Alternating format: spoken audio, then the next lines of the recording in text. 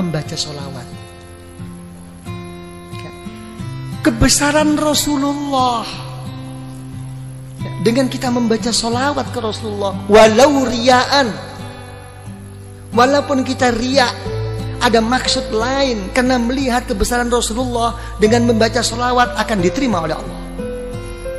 Sampai Al-Imam Ar-Ramli dan Imam Ibnu Hajar dipertanyakan oleh seorang murid, bagaimana buat saya wahai guru, dengan begitu banyak dosa yang saya kerjakan, banyak kesalahan-kesalahan, yang baik buat saya itu apa?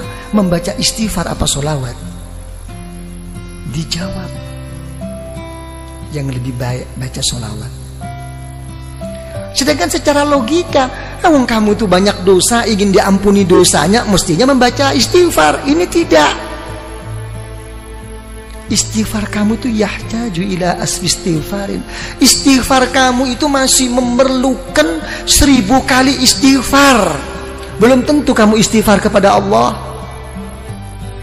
Makanya setengah ba'dul aulia, setengah wali tidak berani membaca astaghfirullahaladzim alladzi la ilaha illahu. Enggak berani. Saya mohon ampun. Betulkah kamu mohon ampun? Jangan-jangan habis ini kamu nanti suka lagi melecehkan Allah, kamu istihza. Enggak berani. Yang ada itu tidak mohon ampun, tapi Rabbil firli, ampuni saya ya Allah, ampuni. Saya enggak mohon kayak saya ini orang pandai-pandai aja mengaku mohon ampun. Emang betulkah kamu? Sampai begitu akhlaknya. Ini ba'dil aulia. Tapi tetap kelas tinggi lagi wali, dibimbingnya oleh ulama thariqah. Tetap kamu harus mohon ampun kepada Allah, astaghfirullahalazim. Tapi bagaimana guru? Tapi kamu sandarnya bukan di situ.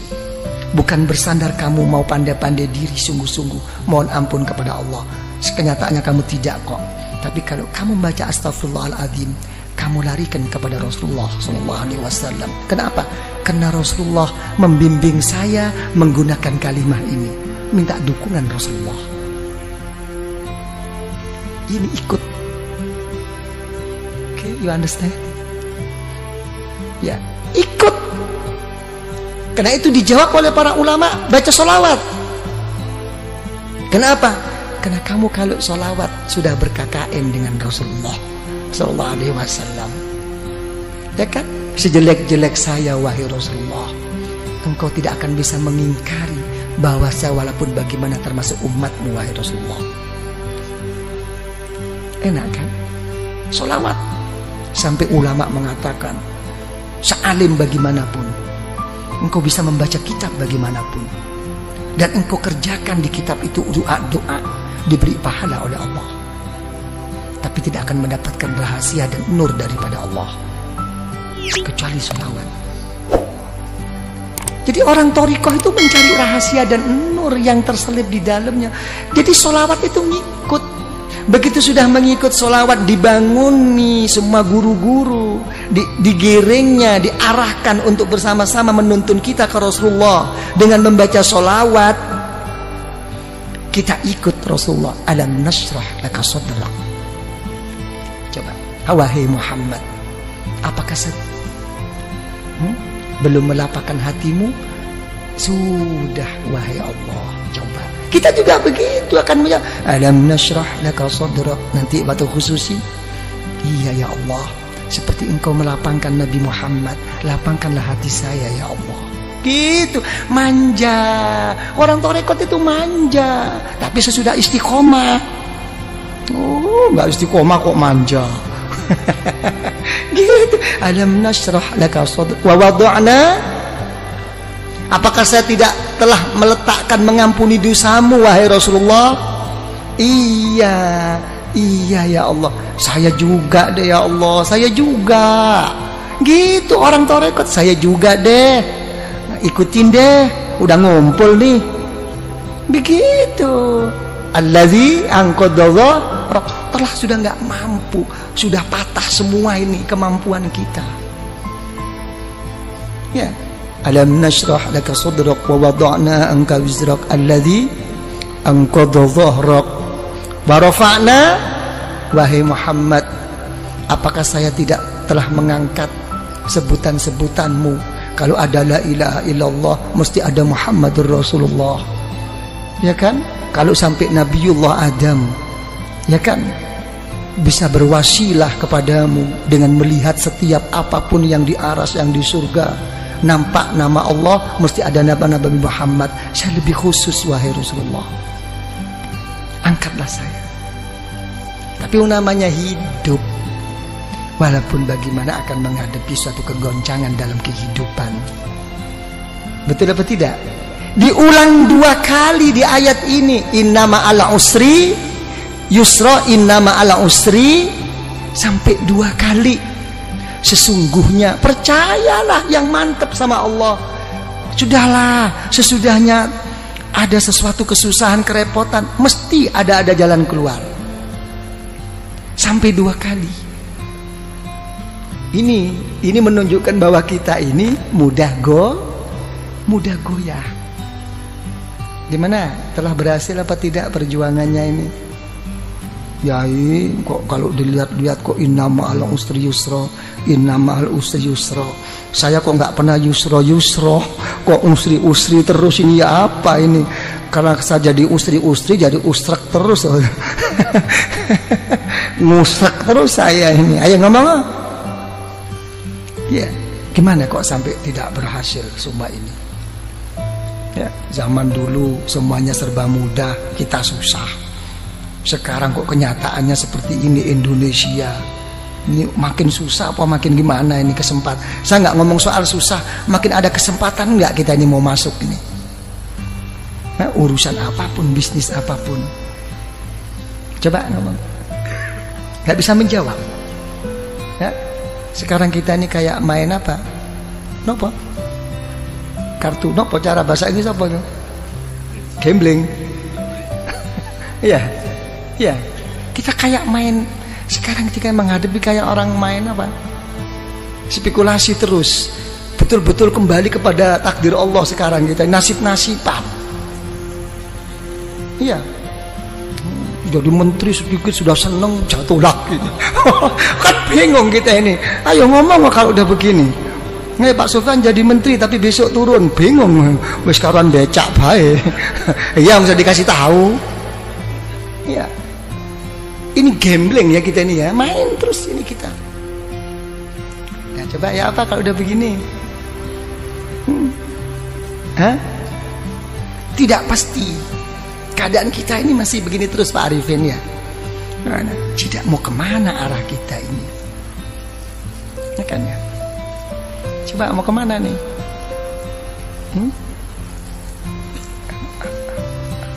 Ya, sama Allah sih sabar. Sama Allah itu nerima. Sing gawe ruwet iki sing bang gregetno. Mau tak peting bae rasane itu. Nah, ini permasalahannya. Kalau saya sih dalam menghadapi masalah ini, saya lihat dalam satu hadis riwayat Imam Al-Muwatta. Ya, dalam kitab Muwatta Al-Imam Malik radhiyallahu anhu itu mengatakan ada satu hadis, kalau Allah Ta'ala itu menyintai seseorang akan diberi ujian oleh Allah. Enak enggak kira-kira ini? Hah? Apa? Yang enteng loh. Enteng enggak enteng itu bukan masalahnya, hatinya. Sesuatu yang enggak bisa dibuat enteng itu kalau sudah menyangkut amanat, tanggung jawab kepada umat. Selain itu terserah hati, dibuat enteng apa dibuat abot. Ayo ngomong. Nah, ya, diberi ujian oleh Allah tentang dirinya, tentang keluarganya, tentang bisnisnya. Sampai mau meninggal pun keluarnya nafas itu susah, tapi tetap ingat Allah. Begitu di akhirat, masuk liang kubur, dijemput oleh orang-orang yang soleh, dibawanya menghadap kepada Allah, bertanya, wahai Allah, saya tidak punya ilmu, ibadah saya kurang, saya juga sering mengerjakan dosa. Kok tiba-tiba saya sampai di sini nih gimana? Gak ada nerakanya kamu. Kemarin udah kamu ambil semua. Oh gitu dong. Oke deh. Ya gitu. Tapi sebaliknya, kalau orang itu tidak disukai oleh Allah, diberi satu kelapangan. Makin dia berbuat baik, makin diberi kontan oleh Allah di dunia ini. Semuanya cukup, keluarganya oke, kesehatannya oke, sampai mau meninggal pun lapang, lancar. Tertipu semua orang sekelilingnya, seakan-akan ka'annahuhu, itulah orang yang baik. Tapi begitu sudah sampai di sisi Allah, masuk neraka kamu. Oh, saya punya sesuatu, saya dulu habis, surga kamu udah kamu ambil kemarin. Jadi kita jangan tertipu. Ya, dengan kadang-kadang gimana nih Yai, zikir pun sampai mau patah leher nih. Kok enggak lancar-lancar? Ya kan? Kok begini-begini? Kenapa? Itu sih orang nggak pernah sembahyang, oke-oke aja nih. Hotelnya makin tinggi. Ini ikut Yai kok tambah begini nih, gimana nih? Wah, gua mau cari guru lain deh. Wah, iki mulai main dukun. Ini banyak yang begitu itu. Betul apa tidak? Inilah. Ya, jangan dilihat zahir, jangan. Gitu kan, itu ini yang ini jadi ini. Itu sudah ada Rasulullah sallallahu alaihi wasallam itu sudah mengatakan ad-dunya jannatul kafir. Ya, memang dunia itu surganya orang yang enggak beriman, tapi nerakanya orang ahli neraka, orang ahli iman. Satu tempo itu cucu daripada cucu Rasulullah sallallahu alaihi wasallam begitu hebatnya, gagahnya, naik kuda. Kalau sekarang mungkin naik Mercy begitu. Ada orang kafir protes, wahai cucu Rasulullah, sudah tidak sesuai lagi perkataan datuk engkau. Kenapa? Datuk engkau mengatakan bahwa dunia ini surganya orang kafir dan nerakanya orang beriman. Kenyataannya saya ini kafir kok melarat, kamu kok malah kaya. Kamu kok enak-enakan. Coba dijawab oleh cucu Rasulullah. Ya, sehebat-hebat saya di dunia ini, kalau dibandingkan besok di surga masih kayak neraka ini. Sesusah-susah kamu di dunia ini masih surga dibandingkan besok di neraka. Langsung masuk Islam.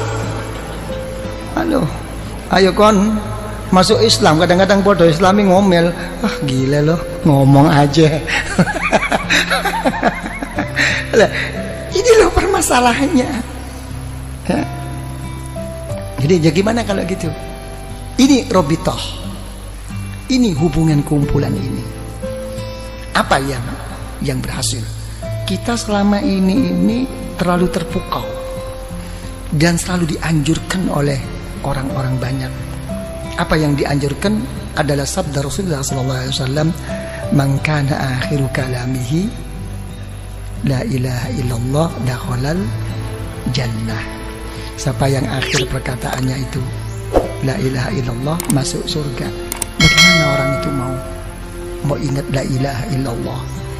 Ya, pada saat itu semua setan, iblis sudah datang semua kok. Silahkan kamu jadi orang kiai, jadi orang yang soleh, jadi ini. Yang penting nanti akan meninggal, akan gude iman kamu. Susah.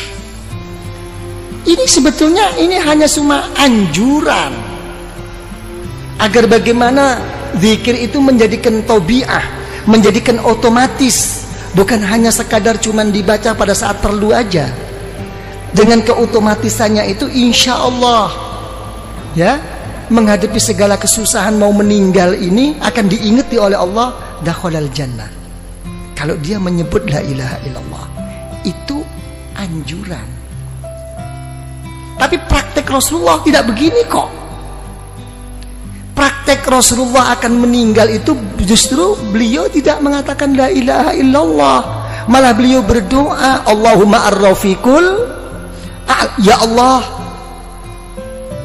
pertemukan saya ya Allah kumpulkan saya ya Allah dengan kawan-kawan saya yang mulia ini. Coba, ini Rasulullah. Nangis Sayyidatuna Aisyah radhiyallahu anha, idzan la yakhtarna. Karena Rasulullah sudah menyebut-nyebut orang-orang yang saleh, menyebut orang-orang yang tinggi di sisi Allah. Sudah jelas Rasulullah tidak akan memilih kita. Akan kembali Rasulullah kepada Allah. Ini ternampak, semua kawan Rasulullah itu ternampak orang-orang yang soleh ini. Ada satu kerinduan bertemu mereka-mereka. Ini maksudnya Robitoh itu di sini. Makanya ada istilah dalam istilah ulama Thariqah itu apa? Ar-rafiq qabla thariq. Ya, mencari kawan itu sebelum pelangkah berjalan ke arah mana. Cari kawan, apalagi ke Allah. Yang benar cari kawan ini, yang bisa mendampingi suka dan duka. Itu doa Rasulullah. Allahumma ar-rafiqul a'la. Nampak. Jadi kalau orang thariqah, misalnya yang pernah saya saksikan, saya buktikan dengan orang tua saya sendiri, dan orang tua saya juga menceritakan tentang guru-gurunya begitu. Jadi begitu sudah sakit parah, kalau sudah sakit parah, ada orang lewat siapapun kok disebut itu gurunya. Ayah saya juga begitu. Sopori mlebu wau. Anu buya tutu Mbah Romli kok. Gurunya yang disebut. Sudah melebar. Mbah Romli kok. Bukan ya, itu bukan Mbah Romli. Mbah Romli kok. Enggak begitu. Ruhaninya sudah ketemu. Di alam sadar. Ruh antara mau berangkat enggak berangkat ini ketemuan. Ini yang dinamakan orang-orang sufia itu yaqadha. Pada saat-saat begini. Jadi ini hubungan thariqah itu di sini, bukan apa namanya? Bukan hal-hal yang lain, sampai mau meninggal pun ada masalah yang begini ini. Karena jadi paham ya? Jadi begitu, innama ala usri yusra. Kalau sudah susah atau seneng, ya lari kepada Allah. Fa idza faragta fansab. Ya, kalau sudah selesai, ayo tetap jungkel ya, dengan sungguh-sungguh gitu loh. Kalau dalam kekosongan isi dengan kesungguhan kepada Allah. Wa ila rabbika farghab. Ini jawab. Jangan dimentahkan lagi, ini dijawab khususi ini. Ya, kalau sudah begitu baru apa khususi ada Bismillahirrahmanirrahim. Kul wallahu ahad, Allahus somad. Kan begitu ya. Jadi dilarikan apapun wahai ya Allah di dalam kehidupan saya dan pada saat saya meninggal dan sesudah saya meninggal ya Allah, kuatkanlah iman saya. Kul wallahu ahad. Semuanya saya kembalikan kepadamu wahai ya Allah. Ini kunci. Lah, apa kalau kita sudah buka kunci itu cukup? Tidak cukup. Di sini kita digugah lagi oleh guru itu. Kirim Fatihah lagi. Dibangunkan lagi guru-guru ini untuk menghadap bersama-sama kepada Allah. Al-Fatihah. Sudah Al-Fatihah, sholawat lagi. Diajak bersama-sama ke Rasulullah. Ini Rasulullah. Baru ukuran pribadi. Baru apa maumu sekarang? Ditantang oleh guru-guru. Apa maumu? Kamu ngetok-ngetok sama aku terus-terus kayak begini. Apa maumu? Nah, ini pribadi. Mauku ini. Karena kita sudah dituntun oleh guru, sudah melalui wasilah robito oleh guru, dibawa oleh guru rohani kita, didudukkan di depan Allah. Ini hawa. Ini Allah. Ini di depanmu. Perlu apa kamu sekarang? Didampingi oleh gurunya di belakangnya. Disepuhkan, dituntun sampai di hadapan Allah. Apa kenyataannya dikhususi? Menyebut nama Allah. Kepentingan pribadinya. Allahumma ya qadiyal hajat. Inilah.